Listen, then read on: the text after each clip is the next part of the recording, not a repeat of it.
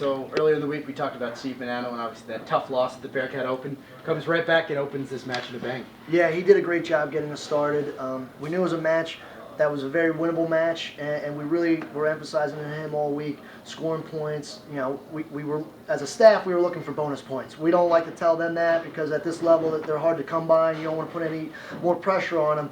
But he did a great job just going out there, scoring points. He gave up the first takedown, just kept wrestling, got to his positions, and then rattled off like 17 straight. So it was a great job by him going out there and getting us started today.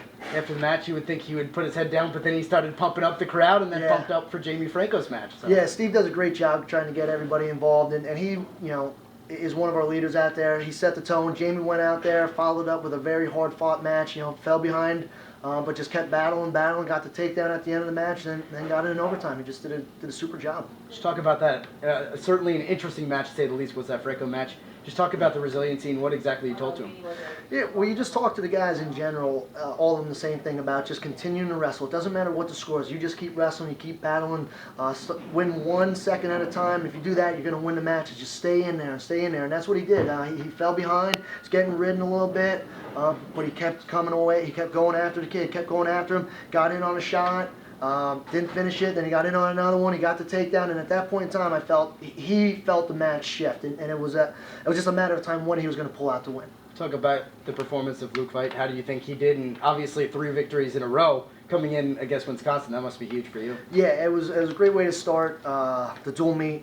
You know, Luke, we didn't even know if he was going to be able to wrestle. Was able to, you know, feel good enough to go out there and wrestle, and then go out there and tech fall the kid.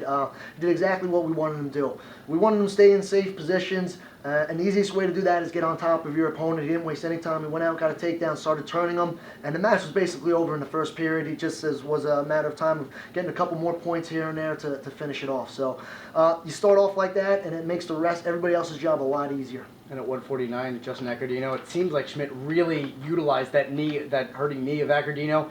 All the single legs, he tried to kick out the leg. It certainly looks like he really used it to his advantage. I mean, it's one of those things that, you know, I don't think you intentionally go after those. It's just the way he wrestles. We watched him wrestle a bunch of times, and that's his kind of stuff, going after that opposite leg. He did a great job. Schmidt did a great job in just staying in his positions.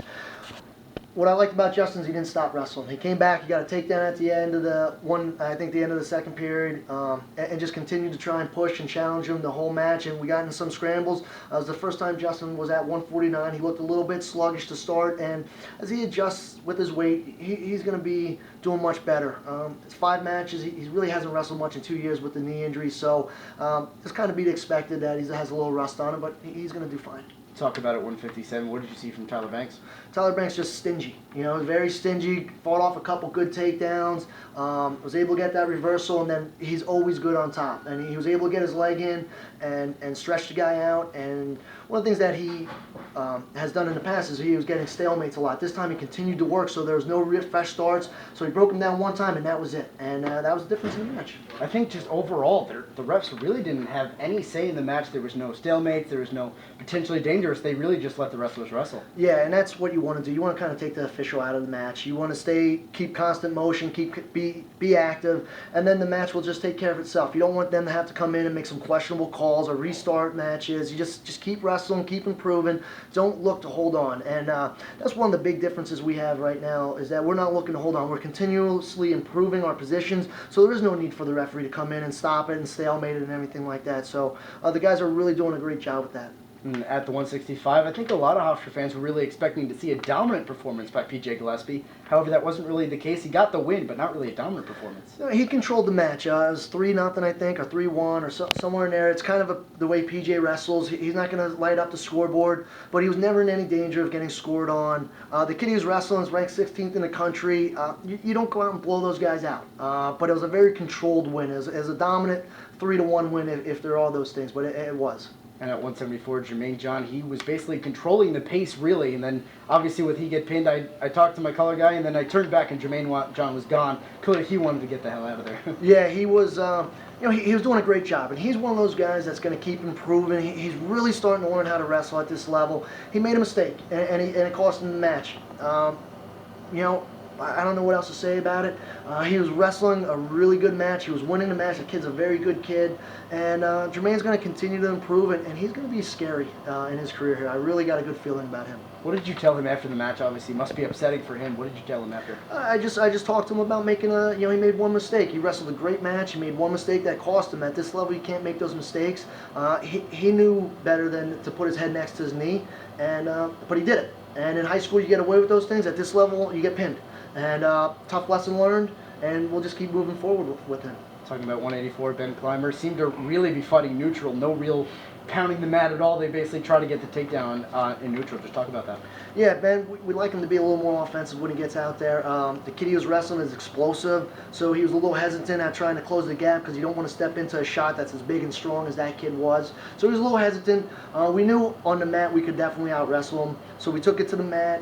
Second period, we rode him out. He did a great job doing his redrops, not letting him get away. He got out right away in the third period, and then he just did what he had to do to get the victory. Talk about 197. It seemed like Matt Lowe seemed a little bit fatigued towards the end of the match, in which the guy, he tried to get up and they took him right back down. Yeah. Really took the wind out of his sails. Well, Matt spent a lot of time on the bottom, and when you're carrying somebody else's weight, it's going to wear you down, and that's basically what happened. He needs to do a better job getting off the bottom.